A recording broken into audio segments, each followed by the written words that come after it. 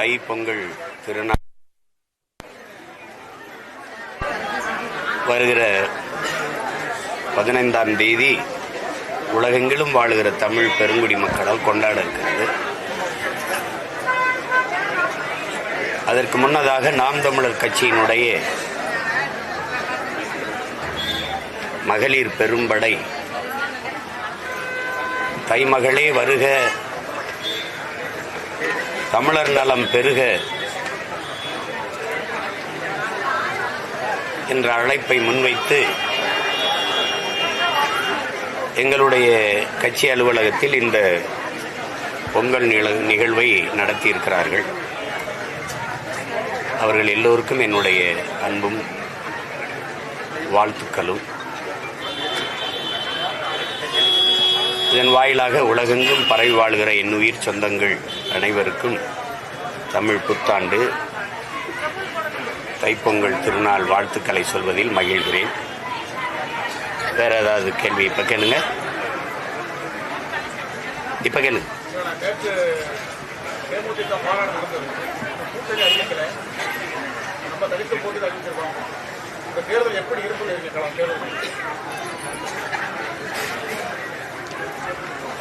தேர்தல் களம் எப்படி இருக்குது?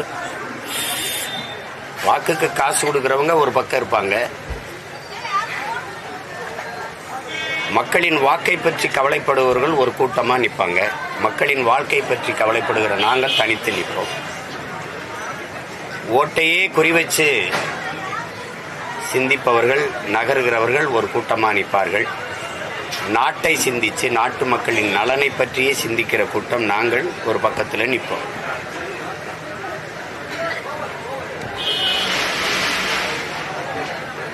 கூட்டமா நிக்கிறதுக்கு, கூட்டத்தில் ஒருவனா நிக்கிறதுக்கு வீரமும் துணிவும் தேவையில்லை. தனிச்சு நிக்கிறதுக்கு தான் வீரமும் துணிவும் தேவை. அப்படி கூட்டமா நிக்கிறவங்க யாருன்னு நீங்க முடிவெடுத்துக்கிறீங்க. தனிச்சு வீரத்தோடும் துணிவோடு நிக்கிற நாங்க யாருன்னு நீங்க தான் முடிவெடுத்துக்கணும். அதனால வணங்குகிற சாமியை பற்றி கவலைப்படுகிற கட்சி இருக்கும், மக்களின் வாக்கை எப்படியெல்லாம் பறிக்கிறது அப்படின்னு ஒரு கட்சி இருக்கும். கட்சி அரசியல், தேர்தல் அரசியலையே சிந்திக்கிற எல்லாரும் ஒரு பக்கம் நிற்கிறாங்க. மக்கள் அரசியல், மக்களை பற்றி சிந்திக்கிற மக்கள் அரசியல் செய்கிற கூட்டம் நாங்கள் தனியாக நிற்கிறோம். மக்களோடு சேர்ந்து மக்களுக்காக நிற்கிறோம். விளம்பர அரசியல், செய்தி அரசியல் செய்கிற ஒரு கூட்டம் இருக்கு. அண்மையில் கொடுத்த மடிக்கணினில கூட மாண்புமிக்க ஐயா கருணாநிதி அவர்கள் படமும் மாண்புமிக்க ஐயா தமிழக முதல்வர் ஸ்டாலின் அவர்கள் படமும் ஒட்டி வச்சு பார்க்க செய்யாம நம்ம பிள்ளைய அழிக்கிறத நீங்க பாக்குறீங்க. இதைத்தான் செய்தி அரசியல், விளம்பர அரசியல்னு சொல்றோம். என் காசுல உங்க படத்தை ஒட்டி நீங்க கொடுக்கறது அது சரியல்ல. ஒரு கட்சிக்கான விளம்பரத்தை தேடுவது மாண்பா இல்ல. இந்த 30 லட்சம் மடிக்கணினிய 10ஆப்பு 12ஆப்பு படிக்கிற பிள்ளைகளுக்கு கொடுத்திருந்தா, போன ஆண்டே கொடுத்திருந்தா பயனா இருக்கும். அது மக்கள் அரசியல். மருத்துவம் படிக்கிற 3ஆவது ஆண்டு மாணவர்களுக்கும் கல்லூரியில் படிக்கிற 3ஆம் ஆண்டு மாணவர்களுக்கும் கொண்டு கொடுக்கும்போது அது தேர்தல் அரசியலா பார்க்கப்படுது. பொங்கலுக்கான 3000 ரூபா உதவித்தொகையை போன ஆண்டு கொடுத்திருந்தா அது மக்கள் அரசியலா இருந்திருக்கும். அடுத்த மாதம் தேர்தல் வரும்போது இப்ப கொடுக்கறது அது தேர்தல் அரசியலா நாங்க பார்க்கிறோம். அதனால இந்த பொங்கல் என் மக்களுக்கு தை பொங்கலா இல்லாம தேர்தல் பொங்கலா இருக்கு. உங்களுக்கு புரியுதுன்னு நினைக்கிறேன். இப்ப இது ரெண்டும் தான் களமா இருக்கும். இந்தியர், திராவிடர் என்பவர்கள் ஒரு கூட்டமா இருப்பாங்க. நாங்கள் தமிழர்கள், அது மாண்புமிக்க பேரினத்தின் மக்கள்,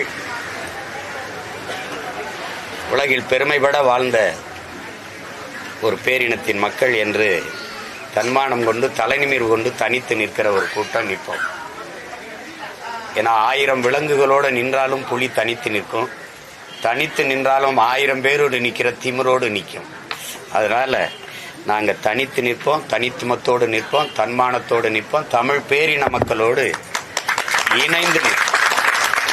அதனால இந்த பொங்கல் தமிழ் தேசிய பொங்கலா இருக்கும். நீங்க பார்க்க போறீங்க. வேற பொங்கல் பண்டிகையை திராவிட பொங்கல் கொண்டாடுங்க அப்படின்னு திராவிட பொங்கலா கொண்டாடுங்க. நான் என் பிள்ளைகளுக்கு தன்மானமிக்க தமிழ் மக்களுக்கு திராவிடத்தை பொங்க வைங்க, அடுப்புல போட்டு திராவிட குப்பையை கொளுத்தி அதுல பொங்குங்கிற, தித்திக்கும் தீந்தமிழ் பொங்கலை பொங்குங்க. புரட்சியாளர் அண்ணல் அம்பேத்கர், என்னரும் தமிழ் சொந்தங்களே, நம் மீது சுமத்தப்பட்ட சாதிய இழிவை துடைத்தெறிய போராடாமல் இருப்பதை விட செத்து ஒழிவதே மேலானதுங்கிறார். அது மாதிரி நம் மீது சுமத்தப்பட்ட திராவிட அந்த தீண்டாமை இழிவை துடைத்தெறிய போராடாமல் இருப்பதை விட செத்து ஒழிவதே மேலானது. நீ பிராமண கடப்பாடை கொண்டு திராவிட குட்டியச்சுவரை இடிப்பேன்ட்டாரு அப்படின்னு நீங்க தான் சொன்னீங்க. மாவோ சொல்றாரு, நான் என்ன ஆயுதம் எடுக்க வேண்டும் என்பதை எப்போதும் என் எதிரி தான் தீர்மானிக்கிறான்னு நீங்க தான் சொன்னீங்க. நான் கடப்பாறைய, அதுவும் பிராமண கடப்பாறையை எடுக்க வேண்டிய நிலையில வேண்டி நிறுத்தினது யாரு? நீ தான். 100 ஆண்டுக்கு முன்னாடி முதல்ல நீ எடுத்த ஆயுதம் இது, இந்த பிராமண கடப்பாறை. யாரை இடிக்க? என்னை இடிக்க. இங்க நின்னுக்கிறது இவரு, எங்க தங்கச்சி நின்னுக்கிறது. இவர் பிராமணன், இவன் பாப்பான் ஓ எதிரி, ஓ எதிரி, ஓ எதிரி. அது சரி, நீ யாரு? நீ யாருப்பா? நீ முதல்ல எந்திரிப்பா. இவன் எதிரின்னு தான் எனக்கு தெரியுமே. ஆரிய படை கடந்த பாண்டியன் நெடுஞ்செழியன் பரம்பரையில வந்தவனுக்கு இது எதிரி நீங்க கற்பிக்க வேண்டியதில்லை. புரியுதா? நீயும் கற்பிக்க வேண்டியதில்லை.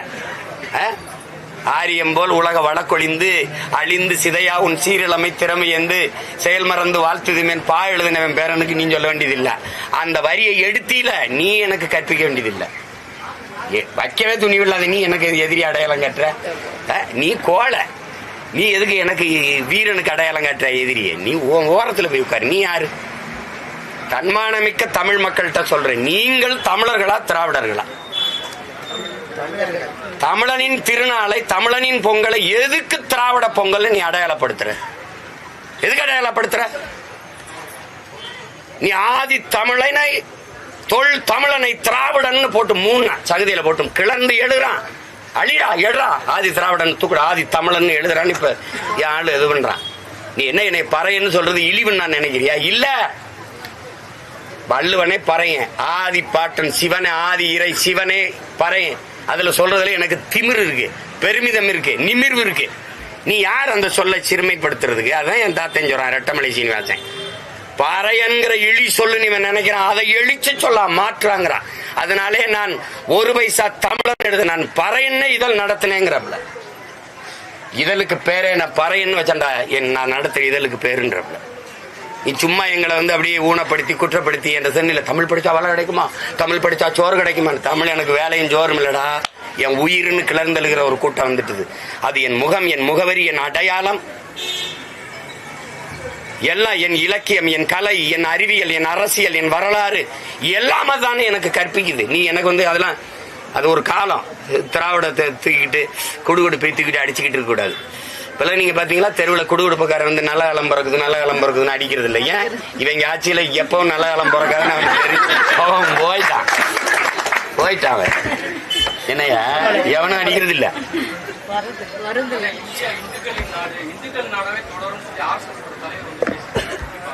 இந்தியா மனிதர்கள் வாழுகிற நாடு. திரும்ப திரும்ப அந்த பெருமக்களுக்கு நான் ஒன்றை சொல்ல விரும்புகிறேன். பேராசான் உலகத்தில் அவனை போல கல்வியாளன் இல்ல, ஆகச் சிறந்த கல்வியாளன் உலகம் போற்றுகிற அறிவாசான் அண்ணல் அம்பேத்கர் மொழியை திருப்பி பதிவன்றேன், இப்பவும் பதிவன்றேன். தாங்கள் வாழ்கிற நாட்டை விட சார்ந்திருக்கிற மதமே பெரிதென்று எண்ணிக்கொண்டு இவர்கள் செயல்பட தொடங்குவார்களே ஆனால் இந்த நாடு சுக்கு சுக்காக சிதறுவதை யாராலும் தடுக்க முடியாதுங்கிறது அந்த பெருமக்கள்கிட்ட கேட்கிறேன். மொழி வழியே தேசிய இனங்கள் நிலங்கள்னு பிரிச்சியா, மத வழியே பிரிச்சியா? எப்படி பிரிச்ச? அப்புறம் எப்படி இது இந்து நாடாகும்? அது கன்னடன் நாடு, அது தெலுங்கன் நாடு, அது மலையாளி நாடு, அது குஜராத்தி நாடு, அது இப்போ பீகாரி நாடு, இது தமிழன் நாடு. இதுல இங்க நீ பேசிட்டு இருக்க இந்து நாடுன்னு. நீ இந்துக்கள் மட்டும் வாழுகிற நாடாக, ஒரு மதம் சார்ந்தவன் வாழுகிற நாடா மாத்தணும் துடிக்கிற. நாங்க மனிதர்கள் வாழுகிற நாடாக இது இருக்கணும்னு துடிக்கிறோம். நீ மனிதனத்தை கொன்றுட்டு மதத்தை காப்பாற்ற துடிக்கிற. நாங்க மதத்தை விட மனிதம் புனிதம், அந்த மனிதத்தை காக்க போராடுற. 2 பேருக்கு 2000 கிலோமீட்டர் தூரம் இருக்கு. இந்த சேட்டையெல்லாம் இல்ல, அது எடுபடாது. நீ பேசிட்டு இருக்கலாம். எங்க இருக்கு? எனக்கு அரசியல் அப்படின்னா அங்கீகாரமே தேவையில்லைன்னு எப்படி? உனக்கு தேவைன்னா அரசியலமைப்புக்குள்ள வாம்ப, என்னை குத்தி கொல்லணும் அடிக்கணும்னு இந்த போர்வைக்கில வாம்ப, வந்து அடிச்சு துறை போட்டு அங்கிட்டு போடா, நீ போர்வைக்கில வராதம்ப. என்னவும் சேட்டை. அரசியலமைப்பே தேவையில்லைன்னு சொல்ற நீ, எனக்கு தேவையில்லை, உன் கருத்தும் தேவையில்லை. எப்படி? ஏன் அரசியலமைப்பு உனக்கு தேவையில்லை? அதை தந்தவன் ஆளு அண்ணல் அம்பேத்கர். அதனால நீ அதை நிராகரிக்கிற. ஐயா ராமதாஸ் வந்து திமுகவுக்கு நற்சான்றிதழ் கொடுத்திருக்காரு. அது எங்க ஐயாவோட கருத்து. எங்க ஐயாவோட கருத்தை நான் எப்பவுமே எதிர் விமர்சனம் செய்யறது இல்லை. அது விடுங்க, அது அவருடைய கருத்து. நான் என்ன சொல்றேங்கிறத நீங்க பாக்கணும். பிப்ரவரி 1ஆம் தேதி வந்து பாத்தீங்கன்னா இந்துத்துவம் இந்திய தேசியத்திற்கு எதிரான முத்துராமலிங்க தேவரின் ஆன்மீகமும் அரசியலும் சொல்லிட்டு ஒரு கருத்தரங்கம் திராவிட கழகத்தினர் நடத்துறாங்க. திரு சீமான் அவர்கள் ஏற்கனவே பாரதியார் விசஸ் பெரியார் ஒரு போர் நடத்திருக்காங்க. ஏன்னா தங்கச்சி யாரை எடுக்கிறாங்களோ அவன் பேரை அடிச்ச அடியில முது கண்டி போயிருக்கு, அவருக்கு பின்னாடி போய் ஒழிகிறாங்க. உங்களுக்கு புரியுதா? இவங்க எல்லாம் என்ன பேச்சு, சாதி தலைவன், சாதி வெறியன். இப்ப அவர் முதுகு பையன் சொல்லிற. ஏன்னா ஒருத்தன் நின்று அடிக்கிறான் பாரு, திணறிட்ட. நீ சாதி ஒழிக்க நின்னியா, அவன் சாதி ஒழிக்க நின்னானா? என் தாத்தன் சாதிய எண்ணம் கொண்டவன் அரசியலுக்கு வந்தால் நாடு நாசமாகிவிடும் பேசினவன். நீ இப்படி பேசிருக்க. சாதிய சிந்தனை கொண்டவன் இறைவனை வழிபடவே அருகதையற்றவன் பேசினவர். அப்படி பேசிருக்க. சொத்தையெல்லாம் ஏழை எளிய மக்களுக்கு எழுதி கொடுத்தவன். அப்படி ஏதாவது செஞ்சிருக்க? தமிழ் என்று பேசியவன். ஒரு நாள் வள்ளலார் பெருமகனின் திருவருள் பெற்ற ஒருவன் வருவான். யாரு சொல்றாரு? என்னைதான் சொல்றாப்ல. வருவான். அவன் அரியணை ஏறும் போது என் அன்னை தமிழ் அரியணை ஏறும்ங்கிறப்ல. அன்னைக்கு என் தமிழ் இந்தியாவிலடா உலகையே ஆளுங்கிறப்ல. தங்கச்சி நான் பொய் சொல்ல, அவர் பேசுனதை அப்படியே பேசுறேன். உலகையே ஆளும். அதற்கு என் உலகம்மை மீனாட்சி அவனுக்கு அருள் புரிவார். திருஞான குழந்தை ஞான சம்பந்தனுக்கு, அகத்தியனுக்கு திருஞான குழந்தை முருகப்பெருமான் அகத்தியனுக்கு போதித்த தமிழ் அவனுக்கு துணை நிற்கும்ங்கிறப்ல. இப்ப எங்க வந்து நின்ட்டாங்க மிதி இல்ல. ஒருத்தன் பேச மாட்டான் மேடையில தெய்வ திருமகன் முத்துராமலிங்க தேவர்னு பேச மாட்டான். தேவர் அவர்கள் அப்படி பேசுறாரு. எப்படி பேசுறாப்புல? ஏண்டா இவ்வளவு நாள் தெரியலையாடா அவர் பேசுனது இந்துத்துவத்துக்கு எதிர்ன்னு? அவரை என்ன கேவலப்படுத்தி நிறுத்தின. ஏன் இந்த திராவிட இன்னைக்கு பேசுறவங்கள அவர் நினைவிடத்துல போய் பூ போட போகலடா நீங்கெல்லாம்? ஏன் போகல? இன்னைக்கு கூட்டமா போய் பின்னாடி நின்று ஐயா சாமி காப்பாத்துங்கிற. ஏன் கொன்னு கொலையாத்து போடுவேன். நீ ஒரு பயம் நீ என்ற பேச்சு தப்பிக்க முடியாது. இப்ப பாரதிய வச்சு போட்டதுக்கே இப்படி பயம்னா இப்ப மறுபடியும் போடுவேன் பாரு. இப்ப போடுவேன். தேர்தல் இப்ப நேரம் வேலை அதிகமாயிருச்சு, நேரம் இல்ல. அதனால பூரா என்ன போய் பேசுற? நீ எங்க போய் பேசுற? இன்னைக்கு தான் தெரியுதா அவர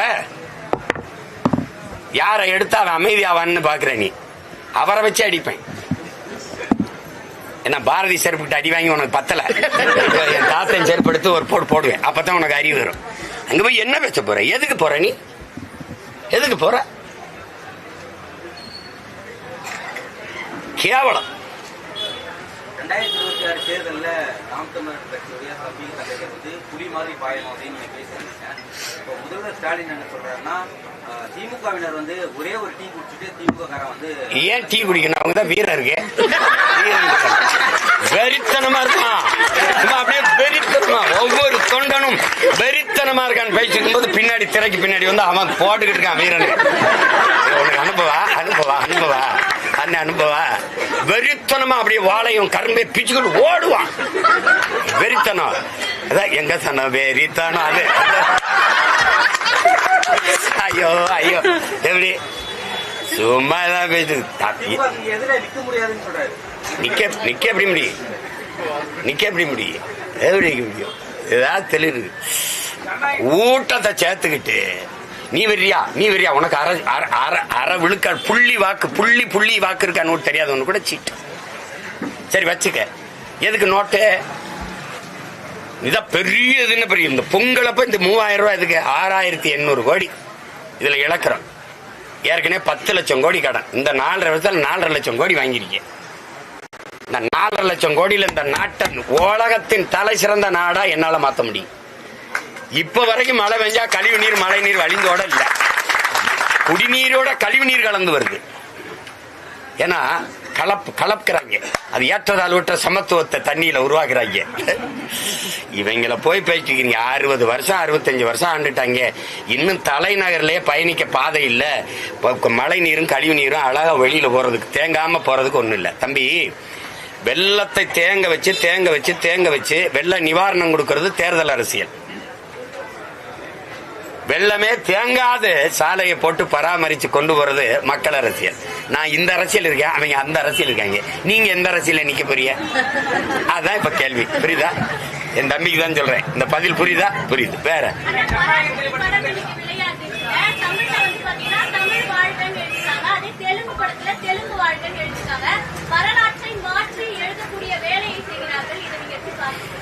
வியாபாரி என்ன செஞ்சு செய்வான்?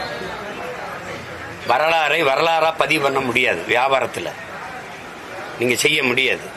பொன்னியின் செல்வன் ஒரு படம் பார்த்தீங்க, அதுதான் என் பாட்டனுடைய வரலாறா நீங்க நம்புறீங்களா? அது ஒரு புதினம், இலக்கியம், புராணங்கள், இதிகாசங்கள் பொய் பேசும். வரலாறு பொய் பேசாது, பொய் பேசக்கூடாது. உள்ளதை உள்ளபடியே பதியணும். இவர்கள் ஆந்திராவில் படம் வெளியிடும் போது நாங்க இந்தியை எதிர்த்தோம்னு போட முடியாது. புரியுதா உங்களுக்கு? நீங்க இந்தி பேய வெளியேறலாம் சொல்ல முடியாது. அங்க வட இந்தியால போய் இப்ப பேன் இந்தியா படமா இதை ஆக்க முடியாது. இந்த மண்ணில் பார்த்ததோட நீங்க நின்னுக்கிறணும். இப்ப இங்க பெரியார்னு ஒரு படம் வந்துச்சுல தங்கச்சி, இப்ப பெரிய சீர்திருத்தவாதிகள், முற்போக்குவாதிகள். ஆந்திராவில் அந்த படம் வெளியாகும் போது ராமசாமி நாயக்கர்னு வந்துச்சா? எப்படி வந்துச்சு? எப்படி சேட்டை? எப்படி? ஆமா. அப்ப அதெல்லாம் அது பேசிட்டு கூடாது, அதை விட்டுறணும். இப்ப வட இந்தியால போய் இந்திய எதிர்ப்பு போராடுறதுக்கான அவன் தாய்மொழி எதிர்த்து போராடின படத்தை கொண்டு அவன் வெளியிடுவானா தங்கச்சி? அதை விட்டுங்க. அது ஒரு திரைக்கலைங்கிறது இன்னைக்கு வர்த்தகம் ஆயிடுச்சு. இந்த மைக் மாதிரி ஒரு சிறந்த மைக் இல்ல, இதை வாங்கி கேளுங்க. நீங்க அங்க இருந்தாலே இங்க கேட்கணும். அப்படி பேசித்தான் விற்கணும். என்னப்பா பெரும் முதலீடு, அதுல இழப்பு வராம இருக்கணும்னு நினைப்பாங்க. அதை போய் கருத்தை எடுத்துக்கிட்டு பேசிக்கொண்டு படம் தான் ஒரு பொழுதுபோக்கு வாழ்க்கையில இருக்குது. பொழுதுபோக்கே வாழ்க்கை இல்லை. அதை முதல்ல எல்லாரும் பிள்ளைகள் சொந்தங்கள் புரிஞ்சுக்கணும். வாழ்க்கையில கொஞ்சம் பொழுதுபோக்குன்னு இருக்கு, கொஞ்ச நேரம் ஒரு கலை இலக்கியத்தை பார்ப்பது போறது இருக்குது. வாழ்க்கையே பொழுதுபோக்கு இல்லை. அவ்வளவு முதன்மைத்துவம் கொடுக்க வேண்டியதில்லை. வேற இந்திய எதிர்ப்பு பேசுற பராசக்திக்கு தணிக்கை சான்றிதழ் கிடைச்சிருக்கு. ஆனா ஜனநாயகம்